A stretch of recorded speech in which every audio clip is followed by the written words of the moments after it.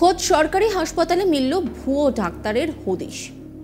এই ভুয়ো ডাক্তাররা আবার মহিলা। চাঞ্চল্যকর এই ঘটনাটি নদিয়ার কল্যাণী জওহরলাল নেহেরু মেমোরিয়াল হাসপাতালে। হাসপাতাল সূত্রে জানা যায়, হাসপাতালের ভেতরেই দুই মহিলাকে ঘোরাঘুরি করতে দেখে হাসপাতাল কর্তৃপক্ষ। অভিযোগ, তারা চিকিৎসা সংক্রান্ত কাজ করছিলেন ক্যাম্পাসের ভিতরেই, কিন্তু ওই দুজনকে দেখে সন্দেহ হয় হাসপাতাল কর্তৃপক্ষের। হাসপাতাল সূত্রে জানা যায়, হাসপাতালের ভেতরেই দুই মহিলাকে ঘোরাঘুরি করতে দেখে হাসপাতাল কর্তৃপক্ষ এবং তারা যে চিকিৎসা সংক্রান্ত কাজ করছিলেন ক্যাম্পাসের ভেতরেই, এই অবস্থায় তাদেরকে দেখা যায়। দেখে সন্দেহ হয় হাসপাতাল কর্তৃপক্ষের। তৎক্ষণাৎ তাদেরকে জিজ্ঞাসাবাদ করা হয়, তারা কারা, তাদের পরিচয় কি। দুবার দুরকম উত্তর আসে ওই দুজনের কাছ থেকে, ফলে সন্দেহ আরও বাসা বাঁধে। তাদের সার্টিফিকেট দেখতে চাওয়া হয়, রেজিস্ট্রেশন নম্বর জানতে চাওয়া হয়। দুবার দুরকম রেজিস্ট্রেশন নম্বর বলাতেই হাসপাতাল কর্তৃপক্ষ তাদের আটকে রাখে। খবর দেয় কল্যাণী থানায়। খবর পেয়ে ঘটনাস্থলে আসে কল্যাণী থানার পুলিশ। এরপর জানা যায়, একজন বন্দনা সেনগুপ্ত, তিনি কলকাতার বাসিন্দা। তিনি নিজেকে চিকিৎসক বলে পরিচয় দিচ্ছেন। অপরজন জয়তী দাস, হুগলির বাসিন্দা। তিনি এলডিসি অর্থাৎ লোয়ার ডিভিশন ক্লার্ক।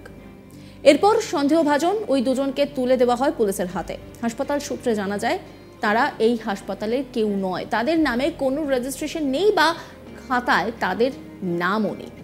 এরপর পুলিশ তাদের নিয়ে যায় কল্যাণী থানায়। শুক্রবার ২৬শে জুলাই তাদের পাঠানো হয় কল্যাণী আদালতে। এই ঘটনায় রীতিমতো শোরগোল পড়ে গিয়েছে হাসপাতালে। আতঙ্কিত চিকিৎসা করাতে আসা রোগী এবং তাদের পরিবারের সদস্যরা। আপনারা কি ফেক চিকিৎসক?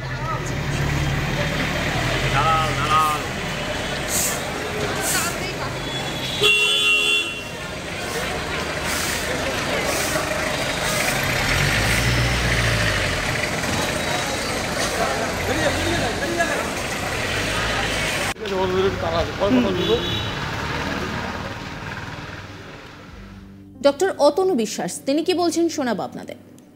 বিষয়টা ওই ৩টে নাগাদ আউটডোর শেষ হয়ে যাওয়ার পর ৩টে সাড়ে ৩টের সময় দুজন ভদ্রমহিলা আমাদের এই চোখের আউটডোরে যে আমাদের ওপিডি টেবিলটায় বসে কিছু লেখালেখি করছিল একটা রেজিস্টারে। তখন আমাদের যে জিডিএ স্টাফ তিনি দেখেন, তিনি দেখে প্রশ্ন করেন। তখন উনি নিজেকে ডাক্তার বলে একজন পরিচয় দেয়, যেমন নাম বলে কি বন্দনা দাস, আর আরেকজন লোয়ার ডিভিশন ক্লার্ক বলে নিজেদের পরিচয় দেয়, যে আমাদের হসপিটালে তার নামটা এক্সাক্ট মনে পড়ছে না, জয়তী বা এরকম কিছু। তারপরে আমরা জিজ্ঞেস করতে উনি দুরকম রেজিস্ট্রেশন নাম্বার বলে এবং কোথাকার ডাক্তার তাও ঠিক করে বলছি না, ওনার কথার মধ্যে অসঙ্গতি। এবং আমরা তখন আমাদের বড়বাবুকে বলি, তখন দেখি এই নামে আমাদের কোনো লোয়ার ডিভিশন ক্লার্কও নেই। তখন আমরা পুলিশকে ফোন করি, পুলিশ এসে ওনাদেরকে নিয়ে যায়। কি মনে হচ্ছে স্যার, এরকম কি ভুয়ো চিকিৎসকের হাসপাতাল আরও ঘোরাফেরা করছে বলে মনে হচ্ছে? বিভিন্ন সময় অভিযোগ পাই। সেটা হতেও পারে, এখন তো বলতে পারবো না। একটা আমাদের চোখে ধরা পড়লো, কেউ যদি আমাদের খবর দেয় আমরা অবশ্যই সেই মতো ব্যবস্থা নিতে পারবো। স্যার এমনি এনাদের সার্টিফিকেট বা কিছু দেখে কি মনে হচ্ছে? কিছু দেখাতে পারেননি ওনারা সার্টিফিকেট, ওনারা বলেছেন পরে দেখাবো সার্টিফিকেট।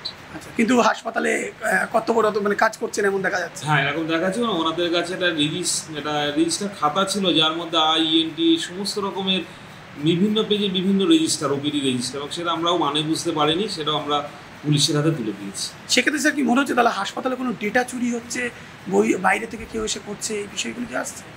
এই মুহূর্তেই বলতে পারবো না যে চুরি হচ্ছে কিনা, সেরকম কিছু আমাদের কাছে এখনো পর্যন্ত এই নিয়ে রিপোর্ট তুলে ধরেছেন আমার কলিগ বিশ্বজিৎ, দেখাবো আপনাদের। কল্যাণীতে সরকারি হাসপাতালে ফের দুই ভুয়ো মহিলা চিকিৎসকের হদিশ মিলল। ঘটনাটি নদিয়ার জওহরলাল নেহেরু মেমোরিয়াল হাসপাতালে। সূত্রে জানা গেছে, হাসপাতালের ভেতরেই দুই মহিলাকে ঘোরাঘুরি করতে দেখে হাসপাতাল কর্তৃপক্ষ। তারা চিকিৎসা সংক্রান্ত কাজ করছিল। ক্যাম্পের ভেতরেই দেখে সন্দেহ হয় হাসপাতাল কর্তৃপক্ষের। তৎক্ষণাৎ তাদের জিজ্ঞাসা করা হয়, তারা কারা, তাদের পরিচয় কি। দুবার দুরকম তারা উত্তর আসে এবং দুজনের কাছ থেকে রেজিস্ট্রেশন নাম্বার জানতে চাইলে তারা দুবারই ভুল বলে। এতে সন্দেহ ঘনীভূত হয়। তাদের সার্টিফিকেট, রেজিস্ট্রেশন নাম্বার জানতে চাওয়া হয়। দুবার দুরকম তারা রেজিস্ট্রেশন নাম্বার বলে।